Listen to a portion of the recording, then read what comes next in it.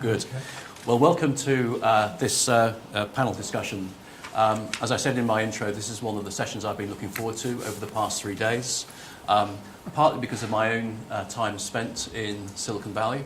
I've got over the last kind of 5 or 6 years to get to know quite a bit about the AgTech ecosystem over there, both from an innovator perspective and also from the investment perspective. And I don't think I could have selected two better panelists, who fortunately were in New Zealand during the course of this week, during Tech Week, to join us today. Bill Reichert is a co-founder and managing director of Garage Technology Partners, a very, very well-known firm of venture capitalists in Silicon Valley. And it's fair to say that Bill has a pretty good understanding of Kiwi companies. He's actually spending the next month in New Zealand as the entrepreneur in residence at AUT, and has, over the past few years, certainly been working with NZTE and I think Callahan on different projects, really with a view to helping early stage, particularly New Zealand tech companies, to understand what it takes to become investment ready for the Valley. And that's something we'll be discussing shortly. Rob Trice is the founder of The Mixing Bowl, also I think founder of Good Food Ventures, which is again a Valley-based venture firm. Rob has a really strong understanding of the AgTech ecosystem, and I know as part of the question answers we're going to have, Rob is going to just share with us a few slides from his perception of the recent AgFunder analysis of investment into the sector, not just in the US but around the world. And I've asked both of them to have no holds barred, so if they're going to say things that we as Kiwis don't particularly like, it's better that we know them now rather than discover them when we arrive in San Francisco. Because being big in Auckland and being massive in Wellington doesn't frankly cut it in San Francisco. So you need to be fully prepared before you arrive there. And hopefully Rob and Bill will give us some insights. So following that very brief introduction, it's all right. I will sort that out, Rob, in just a few moments when we get.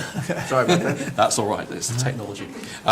So while I sort that out, it would probably be a good idea if I can ask you first, Bill, just to say a little bit about yourself and add a bit more sort of meat to the very small bone I offered. Sure. Well, first of all, thank you. Delighted to get out of the city and into the countryside. Appreciate Callahan driving me down, or Simon. But in any case,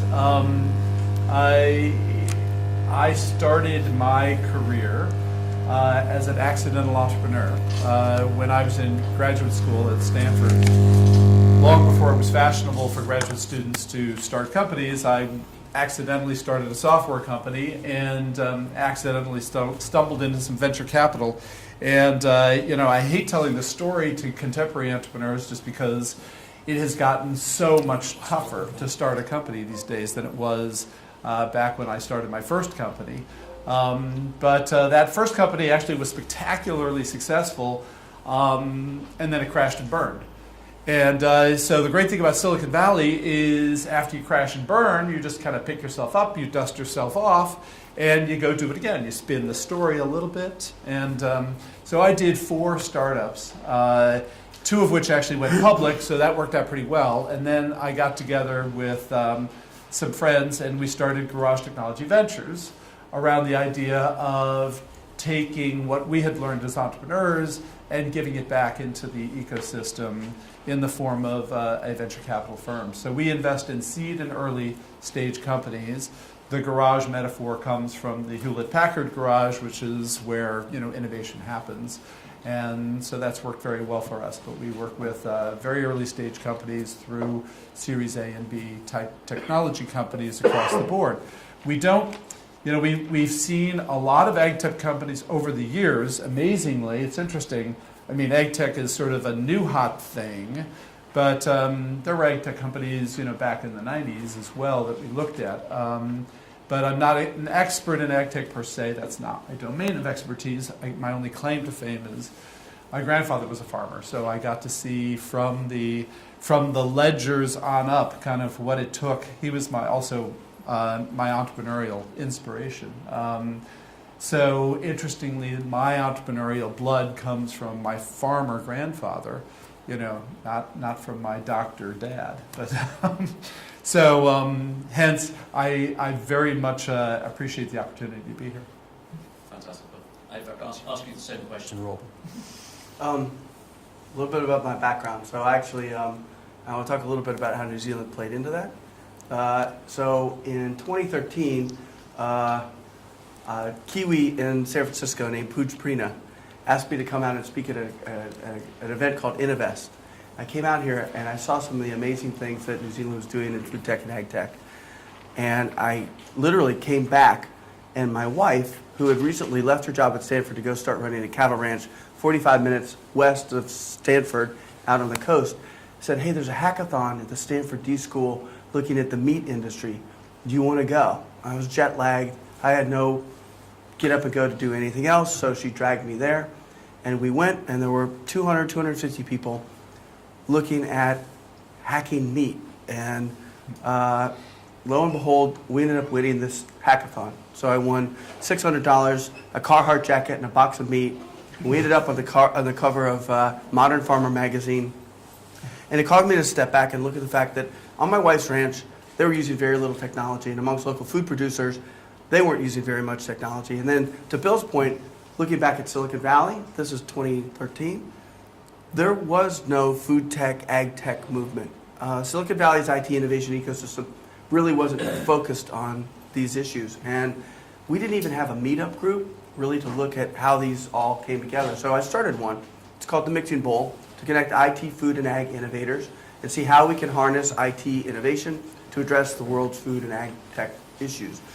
Food and ag issues. So we have three elements to our business. So one thing is we do information sharing. We're contributors to Forbes.com. We do events. We advise companies both on the tech side and on the food and ag side, helping them get connected. And then the third thing was, as Peter said, we have Better Food Ventures, which is a seed stage investment group. We've done 12 deals so far, and it's everything from a pocket-sized gluten detection device to a cloud-based nitrogen application recommendation engine for farmers. One of the things, can I talk about this a little bit? Yeah, or? absolutely. Okay. One of the things that I wanted to talk to you about is give you some insights from our perspective at the Mixing Bowl on the ag tech ecosystem that's emerging. Yes, in the U.S., but then also look a little bit globally. And I have a colleague named Shauna Day, who is based in the Central Valley. And Shauna actually tracks 1,500 ag tech companies, and she breaks them down into about 40 or so subsections. And so she's much smarter than I am on this space, and she has an informed perspective on each one of those areas. We got together when there's a group called Ag Funder based in the States that does a fantastic job of crunching all the data in terms of the funding statistics for ag tech.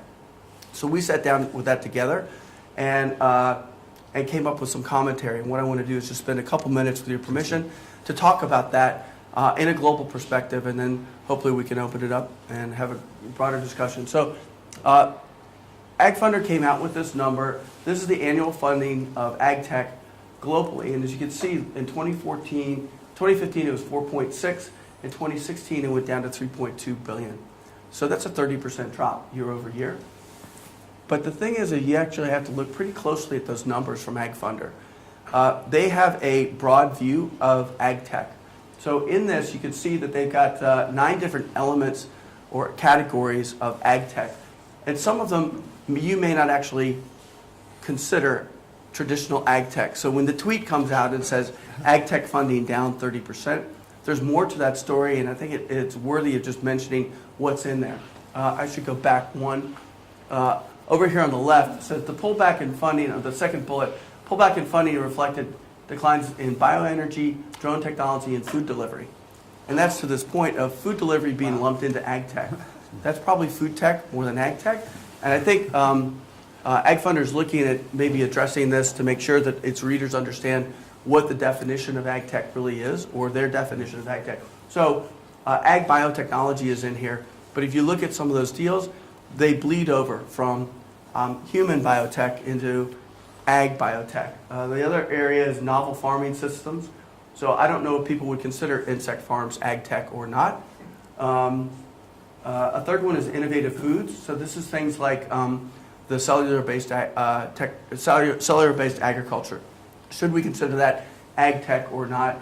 And then the other thing is the food delivery on farm to consumer marketplaces. That's another category that they lump into ag tech. So if we look at that, if we extract food e-commerce from that ag funding, we still see that there was $2 billion in ag tech last year.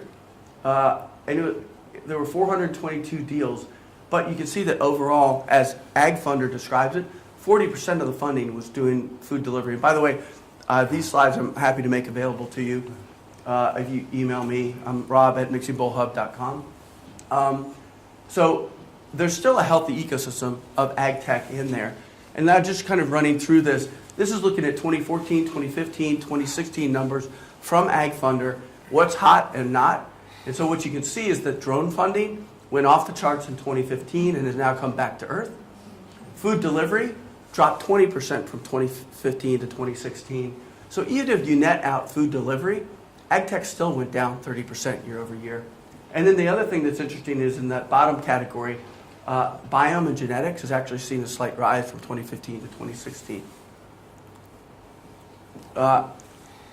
These are the top 20 farm management software companies and sensing companies. I call it on-farm monitoring.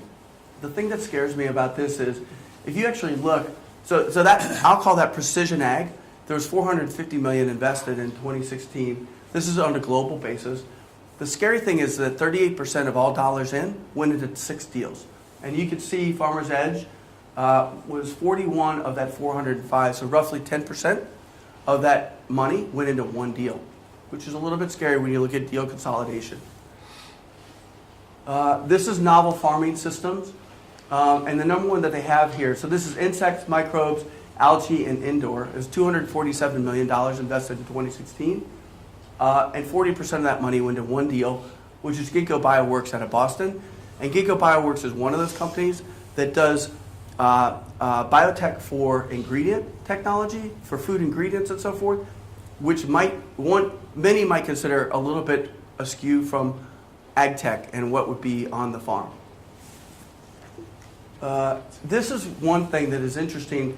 Again, just looking at deal flow by stage in 2016, what you see is that standard VC track record, seed A, B, C, and so on. This thing that scares me is that if you look at the dollars in to ag tech last year, 57% of all of the deals were seed stage. And that's scary because that would tell you that we have, in terms of the innovation pipeline or funnel, a lot of money coming into the front end, but as you can see, it really drops off. We always talk about the Series A crunch, which is you have a lot of seed stage deals, but then they can't get the next round of financing. I really worry about a Series A crunch for ag tech happening or coming now, and I think that we, just being in the marketplace, are starting to see that a little bit. The other thing that I wonder is maybe what we're seeing is a lot more of this seed stage activity based on more of these ag tech incubators that are popping up like chiclets all over the world. So Ag Funder did another report and talked about over 90 ag tech innovation centers and incubators globally. So we're seeing this rise that's leading to this broad widening of the front end funnel of innovation. And that may be a good thing, but if we're only bringing more companies in, giving them $50,000 or $100,000 to create another irrigation sensor, are we just leading them into the desert with no way to actually, cross the chasm or walk across the desert? Are we just giving them a ticket to their own death? That's the question that I'm asking. And then, I also wonder if we're getting better reporting, whether we're now understanding more of the deal flow coming out of India, for instance. This is just looking at ag tech financing by state. As you can see, 48% of all deals were in the U.S., but that's down from 90% a couple of years ago in 2015. Again, I wonder if we're just getting better reporting on the Lebanese ag tech startups that we just didn't know about before. I'm sorry, I didn't get the New Zealand numbers, but Canada had 40 deals, up from 25 and 15. The UK had 28 deals, up from 19. China had 10 deals funded, India 53, and Japan 4. So my guess is New Zealand must have been below 4, unfortunately. So, and I'm also happy to say as a Californian that you can see we were off the charts in California in terms of our AgTech funding. So I've only had a couple more slides if you'll just bear with me. This is the hype cycle, and it's something defined by Gartner. And I look at everything through the hype cycle lens. So I joined Nokia's venture capital group. I was making investments in location-based services and mobile payments in 2002 and 2004. I was way too early to the market. And market timing is really important. And so if you don't know about the hype cycle, you see some technology, something like virtual reality, augmented reality, and it becomes hot. You start reading about it in Wired magazine. The next thing you know, everyone has expectations that we're all going to be walking around with Google glasses in 2 years, and the world's going to be completely changed. And then we find out actually that Google glasses are kind of uncool and don't actually serve any economic function. And so everything falls into this trough of disillusion. I hope I'm not insulting anybody. I don't see anyone in the audience wearing Google glasses, though. That may not have been the case 3 years ago. But ultimately, these technologies do come out into a plateau of productivity. It just takes time. So with Ryan Rakestraw of Monsanto Growth Ventures, we actually looked at ag technologies and where were they on the precision ag innovation hype cycle. And you can see all of these different things, and with all due respect to someone in the audience here, blockchain is quite early. So we're still at the innovation trigger. Fastest with the mostest. What's that? Fastest with the mostest. That's right. But something like automated steering for tractors, that's already at the plateau of productivity. So I'm looking at everything from where are we on the hype cycle as I look at all this different ag tech. And there's two things that scare me. One is, I'm going to jump to the last slide first. No, I'm going to go this one. If you think about this, it's almost like a house that needs to be built. And what is required to go have that fully automated farm? There's different levels that need to be established in order, starting with good record keeping. And that means putting aside the pen and paper and actually starting digital record keeping and making sure you're getting good quality data capture. The next thing is data management system, some way to actually input, manage, process that. ERP systems for your business, moving up to analytical systems, and then ultimately you can look at optimization systems. So you're looking at it from that question of what happened, why did it happen, what needs to change, and then how can I go optimize it? And so again, thinking about the farm and where we are with ag tech, this is what I worry about, which is if you look at even a most progressive farmer, they're in that upper left corner of what happened on my farm, trying to describe what happened. They're trying to gather the good data so they can start to get that baseline of what actually occurred. My concern is that the most ag tech investors are looking at this bottom right, which is we want a robot that's going to be able to do everything that a farmer can do. And there's a big gap between where the farmer is and where the technologists and the venture capitalists are in terms of their investment expectations. This is the number one thing that worries me right now about ag tech, which is where are we and how long is it really going to take for ag tech to fulfill its potential. And I've got one last slide, if you don't mind, which is a shameless plug. The Mixing Bowl, we do an event every year. It's our flagship event in Silicon Valley. It's called Food IT. It's a computer history museum in Mountain View.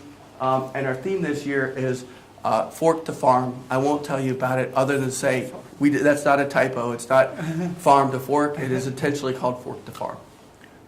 Thank you very much, Rob.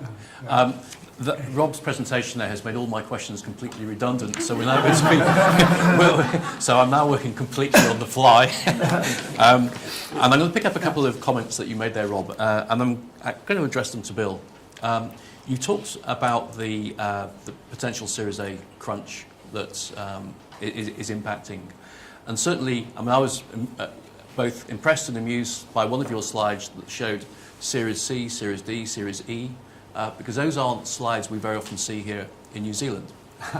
In New Zealand, you tend to get to see Series A, and then we go offshore. So it would be really interesting, Bill, to get your perception as to just what the current venture landscape is looking like in the Valley in terms of that potential Series A crunch? Because I've spent a lot of time there. I see a large number of very early stage companies getting that seed round.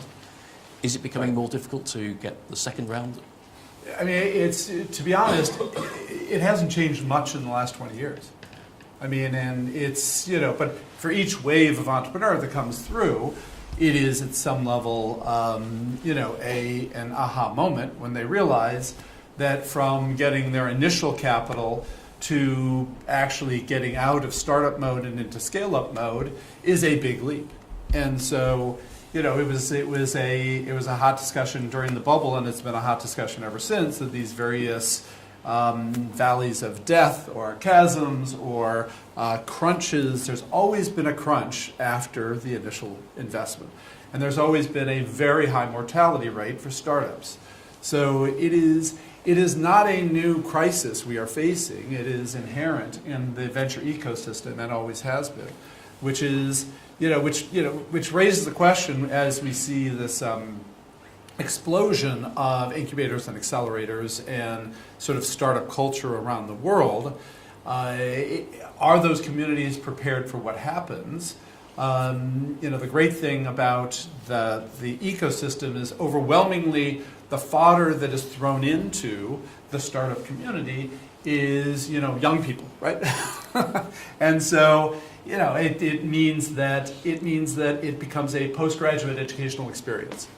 And so we are, around the planet, we have created this vast postgraduate educational system called, the startup ecosystem. And, most of these companies fail. Most of them fail to disappear. But the talent is not gone, and the experience is not lost. And so we have a hype curve for entrepreneurship the same way as we do for all of these technologies. So you get out of college, you see a new technology, you get into a startup, it's really exciting, you can hardly wait, it's going to be great. And you go, soaring through the roof. I mean, this was exactly my journey, right? And so I get funded, that was easy. I get customers, that was fun. And we get, more venture capital, that was great. And then we blow up, right? Yep. And then I went through, the valley of whatever, doubt, depression, denial, anger. And whether or not I've reached the plateau of productivity, I don't know. But it's, don't get hung up about crunches. And you're not going to fix the Series A crunch. It's not going to be fixed, and it shouldn't be fixed, and it won't be fixed. There will always be a big leap to get from great idea, great team, interesting prototype, to sustainable, scalable company. And so, it makes sense for entrepreneurs to be aware of it, that it's really hard. It's really easy to start a company, right? It's really easy to start a company. It's really hard to scale a company. And so that's the reality of the business that we're in. But we get to, we get this population of entrepreneurs that get trained in this experience, and there's some IP that bubbles out. And that IP, translates. And so, I'm not worried. I'm not worried. So just to build on that, I read just this morning, 58% of all 58% of all startups have raised less than $1 million. So on the one hand, I think it's all just a matter of expectations, right? Do you, when you start your company, think about ringing the bell on Wall Street when you have the big IPO, or do you have some other expectation? And I think, one of the things that's happened, we've seen a new wave of entrepreneurs that are here to go change the world, make it a better place, social impact entrepreneurs, who may not be doing this just to go ring the bell on Wall Street. And I think it's the same thing with AgTech, which there are things, I was part of a hackathon, and someone had a business plan, and they came up with something that was a mock-up that automated a farmer's monthly nitrogen report to the government. And as an investor, that's boring. You saw every farmer in that audience jumping up and down because they saw a time and cost savings by being able to automate that. So this is an innovation, helping a farmer that is in that gap between where the farmer is and where the VC is. So there's a lot of good innovation that can go do good for an industry like ag, but may not ever actually have you ringing the bell on Wall Street. Interesting. Can I just pick up one point that you made, Bill, and then I'm going to throw this open. So this is a kind of open forum, so I would like, obviously, questions from the floor. But I remember one of the comments you've made in the past, and you just almost repeated at the very end of that short presentation there. It's never been cheaper to set up a business, right, and it's never been more expensive to actually scale a business. Right.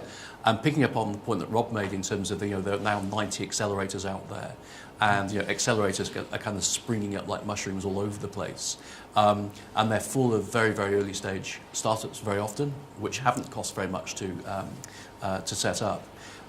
Do you think in some ways that model is working in favour or against entrepreneurs, because it's providing them with a view that there is that opportunity, but if you have, say, 1,000 companies pitching for a very small amount of venture money, then it may even increase the number of failed startups? Yes, I think probably statistically, with the exception of the bubble, in the last few years, the percentage of successful startups has gone down. It's been declining. Mainly because the number of startups has gone up, not because the number of successes has gone down. Yeah. So yes, I think because of all the money that has flowed in, around the world, especially, every government on the planet is funding startup ecosystems, and I think that is I think that's a great thing. I think it is a great thing because it is a human capital development expenditure. And so you got to, it's really hard to measure success in this, but it's, extremely valuable to develop all this talent given the nature of the evolution of jobs in the world. So corporations in the world are no longer training people out of school to be, productive. And so it's up to individuals now to figure out, how do I transition from being a student, which is an incredibly unproductive thing, to being productive, which is and we all know, right? We all know being productive in the world is wildly different than being successful in school, right? And so this whole entrepreneurship thing that is going on, I think, is critically important for all of our countries to develop the talent pool that will be successful in the future of the job. Now, specifically in farming and agriculture, clearly, the goal is not necessarily to eliminate people from farms, right? I mean, it's maybe, I don't know. It's interesting, because you talked about the context being the automated farm, which is obviously you want to substitute labor as much as you can, but the goal, though, AgTech has a whole bunch of goals, right? There's obviously the feeding people goal. There's also the related to that, tightly related, is the sustainability goal, and then related to that is the economics goal of can you make a living doing this, and if you can't make a living, et cetera, et cetera. So there are all these different goals. There are all these problems that need to be solved. Right? So there are lots of different types of problems. There's not one monolithic problem that needs to be solved. And it's the nature of creating an entrepreneurial framework that you get, these forces of innovation and creativity probing into all these different corners and, developing a tool to automate reporting on nitrogen, right? No corporation is going to come up with that as something that, let's go develop a tool, right? But an entrepreneur who sees the problem and says, hey, there's a lot of people with that problem, can go fix that and cook that into the system in a way that lifts all boats. And so it's a messy, messy process, right? And there are a lot of people who suffer in the process. But, the thing that I think, what doesn't kill you makes you stronger. Yeah. And we all have to be stronger, as we march forward into the future, as, jobs are less secure and everything is less secure. I think it's the greatest training ground for anybody is to go through the entrepreneurial experience. So So- the thing I'll say just about the incubator model is that there's 3 actors involved in an incubator. You have the startup who's looking to secure their long-term success. You have the operator who in most cases is looking for short-term success so they can go back to the funder who is looking for some sort of strategic relevance. That might be opening somebody's eyes to, their employees' eyes to new ways of innovating, bringing innovation to New Zealand or Cincinnati, Ohio, or that could be a corporation that's looking to find M&A deal flow or to invest in companies. So that funder and the strategic partner, they may have some goals that are a little squishier, but there is usually an inherent conflict between the organizer of the incubator and the startup. And it's really interesting to me how many startups will just jump into any incubator and they don't actually do diligence on that incubator to find out what's the track record, what was the experience like, did they actually do what they say, did they provide the value to warrant taking 6% of my company. And then the other thing that's very weird to me is that now you see these companies that are cycling through different incubators. So they'll take 50K from this one and 100K from this one, and they're sustaining their business. You would think that if they were at a good incubator, they would have gotten out of the incubator and be ready to go out into the real world. But instead, they're staying sheltered inside these incubators and doing a year and a half or 2 years of incubating, which is just kind of a weird new thing. Very good, really interesting point there, Rob. I'm going to move with my final question away from investment and incubators to something which, and I'm going to address this to Rob. Here in the Waikato, it's a wonderful green pasture, as you can see, and we create amazing dairy products, and that reflects the quality of dairy across the whole of New Zealand. Last month, when I was in San Francisco with a couple of other people in the audience here, we went to AT&T Stadium to test out an Impossible Burger.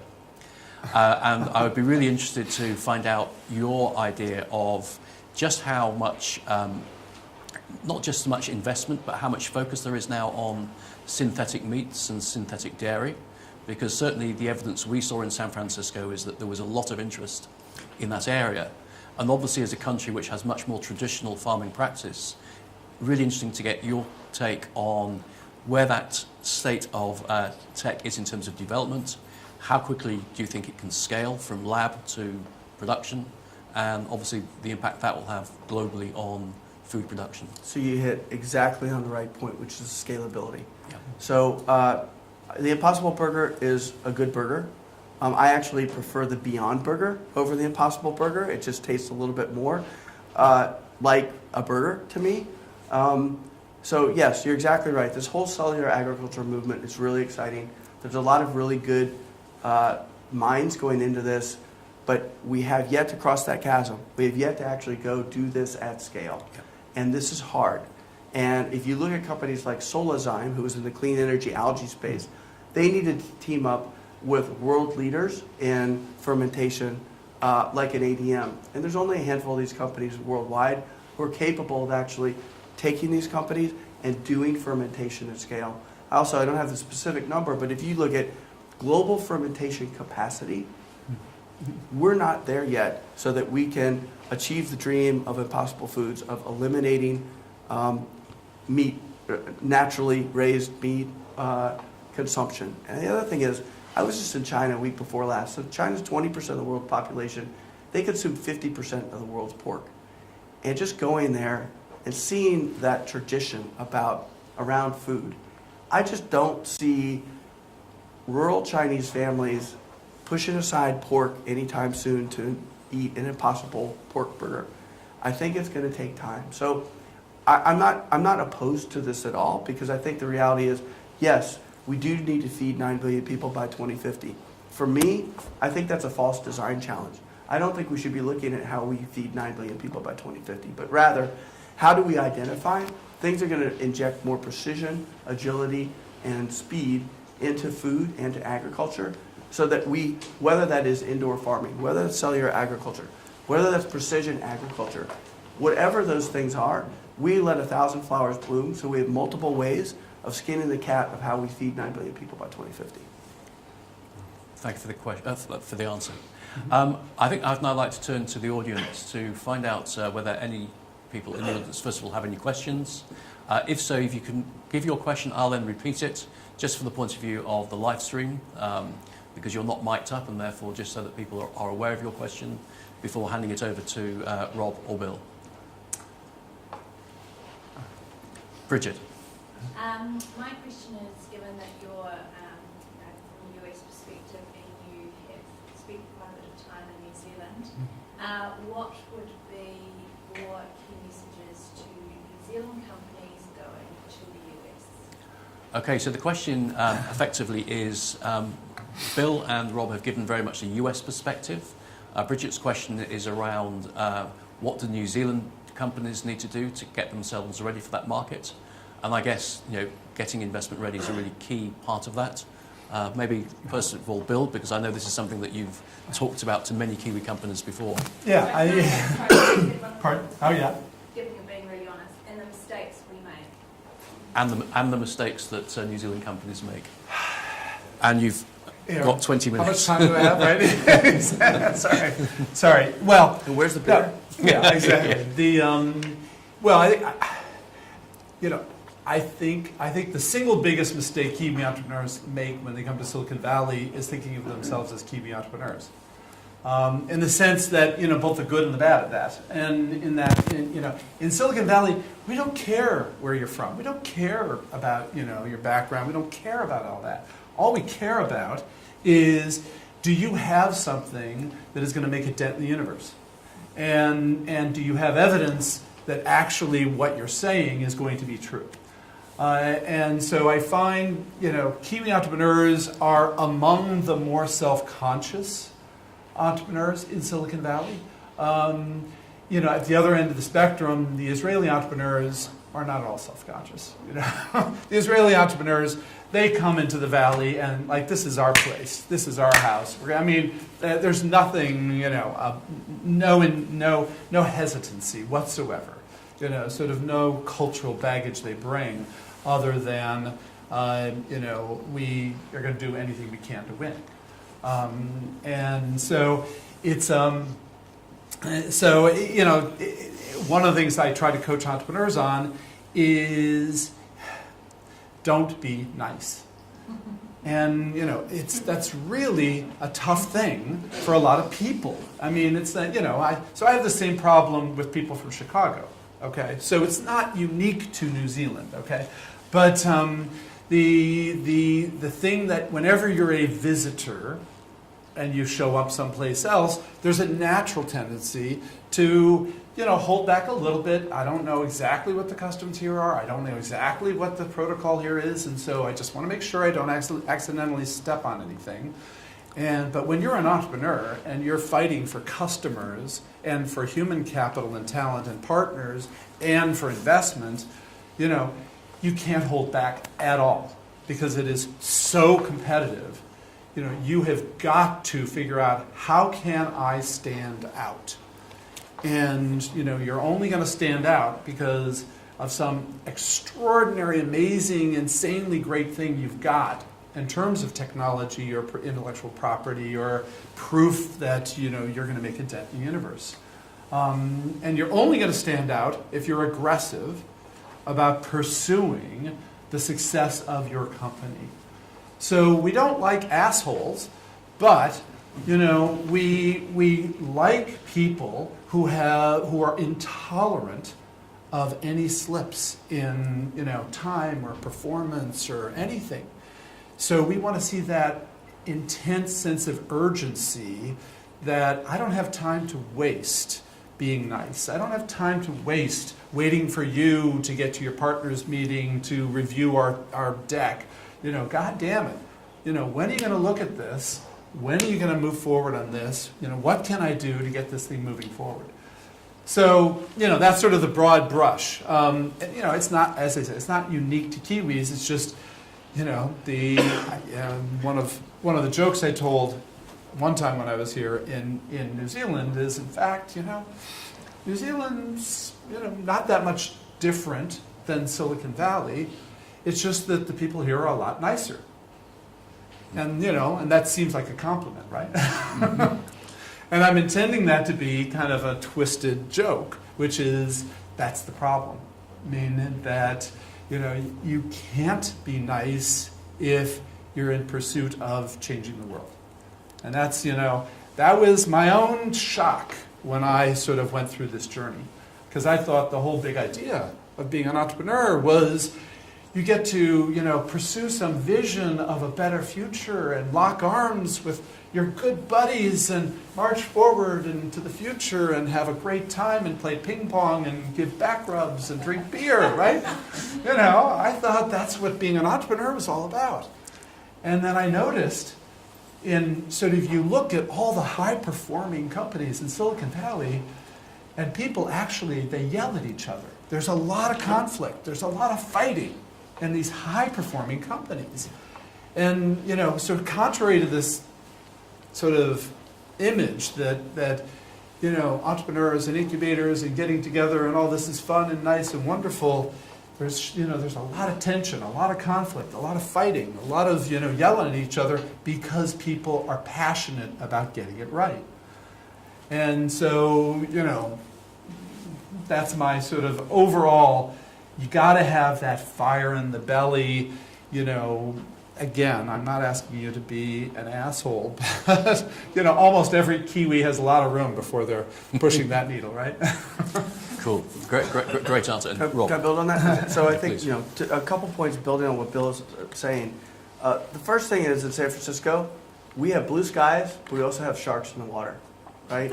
So you come to San Francisco, it's a nice place to come and visit.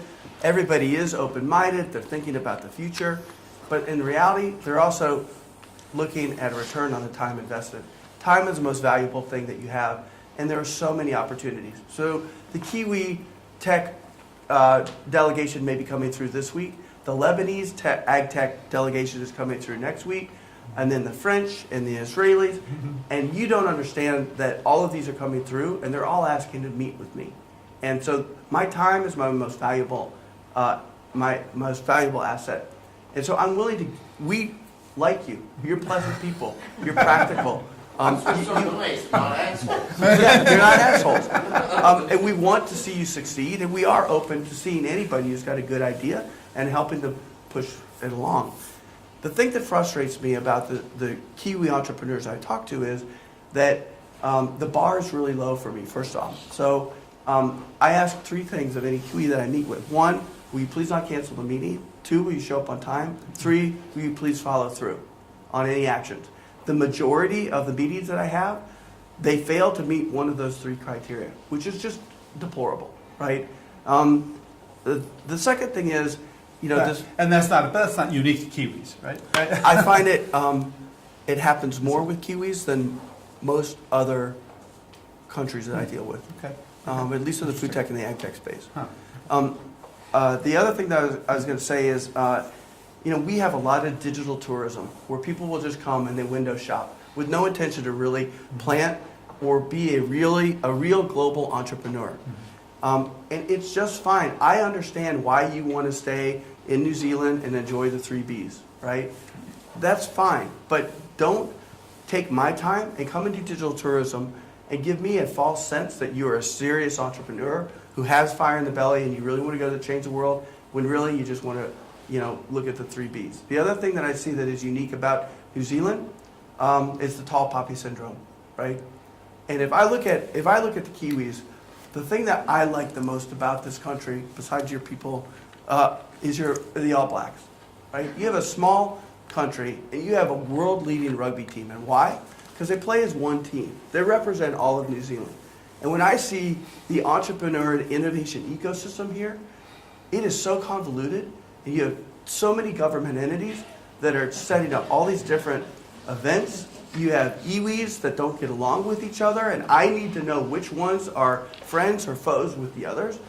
It shouldn't be my job to be able to identify the path for one ag tech startup backed by this iwi, not that one, and coming along with this government entity, not that one. I just want a good idea, to Bill's point, and somebody that I could go work with. Now, a couple things, since we don't have beers, I'll just jump into. There is one Kiwi AgTech entrepreneur who has chased me down and tried to meet me 3 times this year. He's canceled on me 3 times. And the last time, I modified my schedule to meet him in Davis. So I actually got up in the morning. I had made schedule to go and meet him in the morning. He called me the night before and canceled on me. I tried to make an investment here. And I had a New Zealand VC push me out of the deal because I wouldn't pay their 6 or 7% that they wanted to get on top of the investment that I was making. I've got a lot of these stories. I also had another Kiwi entrepreneur. I loved his idea. He told me that he was going to Salinas, and I said, well, let me call in the chit. I'm going to call the head of innovation at the largest berry grower in the world, and he's going to take a meeting with you. And so I went back to my hotel room on that Monday night. I called this guy. I got him to agree to a meeting, and the Kiwi entrepreneur never checked his email, went to Salinas, and wrote me 2 days after he'd left Salinas saying, oh, I'm sorry, I never saw my email. And it's just these kind of things, which is basic blocking and tackling, that really infuriate me about working with Kiwi entrepreneurs. And I don't see this as with the Israeli entrepreneurs. Yeah. The Israeli entrepreneur would be calling me 5 times a day saying, did you make that meeting happen, right? So that's a lot to absorb there. I remain optimistic. I think there are very good ideas here. And I think that I just keep waiting for the Kiwis to kind of man up and play like the All Blacks as one team and put their best foot forward. Very, very honest opinion there. Very honest. I remember sharing. I probably will never be invited back. No, you will. No, I remember. You may recall we met at Galvanize. I think I was seeing Claire from Silicon Valley Bank. And Yeah. You, I think, had gone through that immediate experience, and so you've been very modest in what you've just said there. Unfortunately, though, and I'm going to say this more generally, Rob's experience is not unique. I know a number of VCs and professional service providers in Silicon Valley who will now tend not to work with Kiwi entrepreneurs for exactly the reasons that Rob's given. We're developing a fairly poor reputation in terms of our ability to meet some of the most basic standards, like making meetings, and not appreciating the work that you guys do. Because my experience of Silicon Valley is that people there are so open and so friendly, will make introductions, and for us not to pursue those is really terrible. Anyway, can I open it up to other questions, please? Yes. How are other countries doing that then? So if Kiwis, obviously as individuals, are living upside down, but other countries are obviously teaming up, like say the All Blacks. Because I personally see that here as well. They're not teaming up, they're not bonding together. We're a small country. The world is our oyster as a market. Yeah. But what are other countries doing? So why don't I take it from a food and ag tech perspective, and then maybe more generally. Sure. The company that I think you should emulate is the Dutch. The Dutch are astounding. They have this organization called Food Valley of the Netherlands. It's one voice that speaks on behalf of most of the Dutch. I think it's funded by the various provinces of the Netherlands, but they help companies, and it's a fantastic organization, and the Dutch have really got it dialed down. The Danes do a lot. I don't remember the name of their organization out of Aarhus, but they've got a really good, solid program. Not surprisingly, the Israelis have got their story together. And then also, I think the Aussies are up and coming. I think they're starting to get their act together. Interesting. Yeah. So I don't think any country at the country policy level has any lock on having solved this problem. But the countries that I think of that I think are doing a good job as ecosystems are broadly the Nordics. The Nordics are really good, and what's been interesting about the Nordics is, with the interesting exception of the Danes, the Nordics are one of the rare places on Earth where multiple countries have gotten together to collaborate around innovation ecosystems and bridging to the U.S. And so the Nordics created a 5-country consortium called Nordic Innovation, which is looking for private sector-led initiatives to increase collaboration in the innovation ecosystem and among venture capitalists, angels, and entrepreneurs. And then they've sponsored and created this thing called Nordic Innovation House in Palo Alto, to enable sort of all of the players in the Nordics to leverage this common wisdom that they've built as a group around navigating Silicon Valley, navigating the United States. So poor NZTE kind of does it on their own, and they do a great job. I mean, there's a lot of good people putting a lot of good energy into supporting Kiwi entrepreneurs. But the Nordics, each of whom is about the size of New Zealand, right? So Finland and Denmark and Norway are all about the same size as New Zealand, and then Sweden is about twice as big. They've got together, in an impressive way, and their entrepreneurs. I think I'm torn on the topic of entrepreneurs in Silicon Valley sticking together. The Koreans are really bad at this. The Koreans, they all stick together, and the Chinese are actually pretty bad at this, but that's a different story. But I hate the idea of, all these, it's a bad idea for people from the same country to stick together when they're in Silicon Valley. Yeah. There's this balance between leveraging the community but you got to get out. You got to get out. And being part of the ecosystem, right? Yeah. You can't hide out at the Kiwi landing pad. I think the Nordics have found a good sort of balance in that. They have a place where people can get together, but they can't hide out there. And they have lots of programs to push them out, into the ecosystem and help them plug in to the ecosystem. So that's I think they've done a really good job. Ireland, you can't forget Ireland. Ireland has done a really good job. I mean, Ireland is probably historically the best. I mean, they've been at it for 25 years in Silicon Valley. Enterprise Ireland has permeated Silicon Valley. They've just done a phenomenal job of building out the connections and the relationships so that any Irish entrepreneur who lands in the Valley, is immediately plugged in, not just to other Irish, but to the Valley more broadly. But I would say one thing that comes to mind is if I look at the Israelis, if I look at the Indians, and I look at the Irish, all three of them really use the expats, the folks that have gone from the home country and are in Silicon Valley, and they use them really well to get folks not just in a landing pad where you're talking to people from the same country, but get them kind of more embedded into the ecosystem on their own, but they have a support network there. Right. And I know that NZTE is working on that, and they're trying to build out, this census of expats, so that you're not just talking to the government person in California, you're talking to the Kiwi vice president at Oracle or the Kiwi vice president at Google or whatever, which is incredibly valuable if you take advantage of it. If you take advantage of it.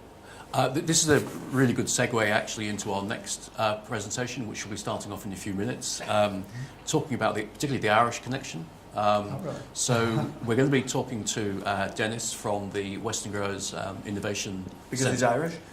Not because Dennis is the former mayor of Salinas, but the Irish certainly have a big interest in Salinas, partly through SVG Partners. Correct. So John Hartnett, of course, funds quite a bit of the some of the companies coming out of the Thrive Accelerator program.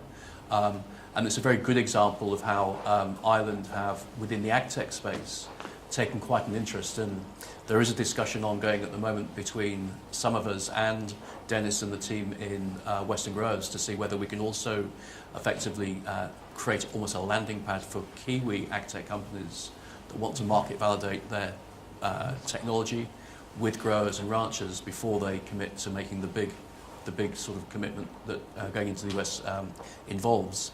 And that's going to be my final question. You're both investors, and we've been talking about where Kiwis are good and where Kiwis are poor.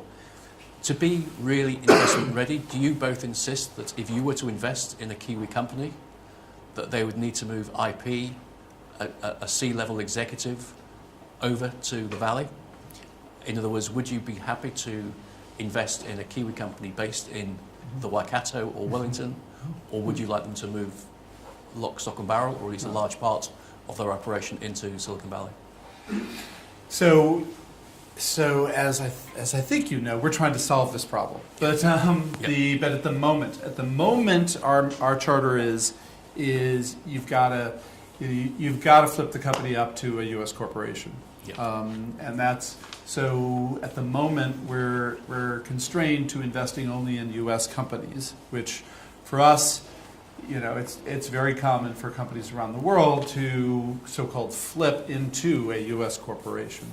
But that doesn't mean they move most of the people. I mean, the idea is you leave your development team back in Finland or Israel or wherever, but you have the front edge of your spear in terms of your generally the CEO and the main marketing and sales activity up in the States. Yep. So our answer would be we would look at anything international. Historically, I have invested overseas. We are seed stage investors now, so it's a little bit more tenuous. We are in the process of raising a $30 million fund.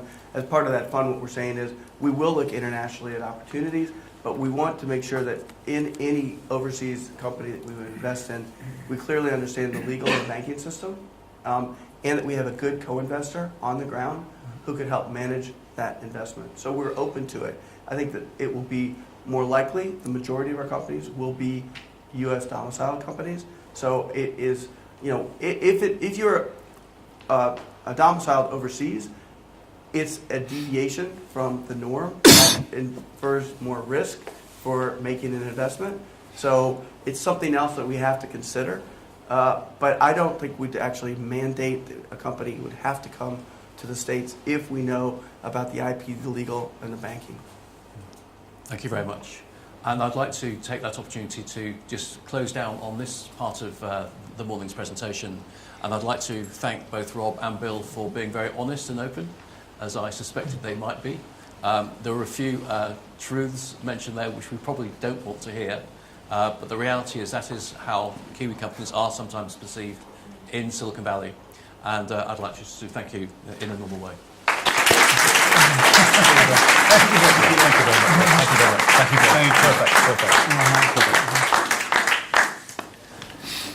As I said, this is going to take a couple of minutes. Again, short break while we try and connect to Dennis over in Salinas.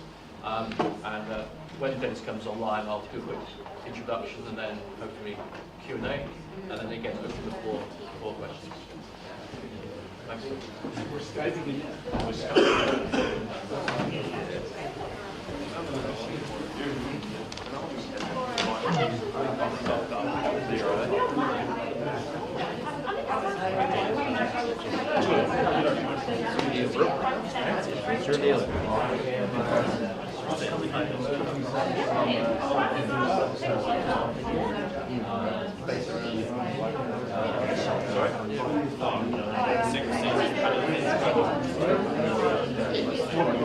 Learning expedition.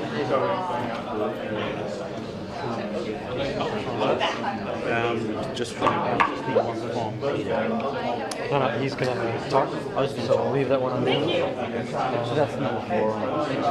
We get the one on yet? I'm gonna stick this one next to It's just like So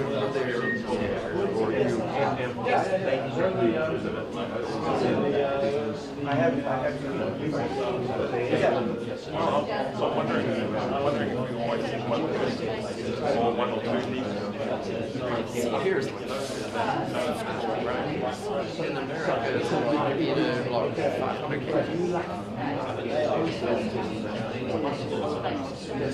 Yeah, that's if you're lucky.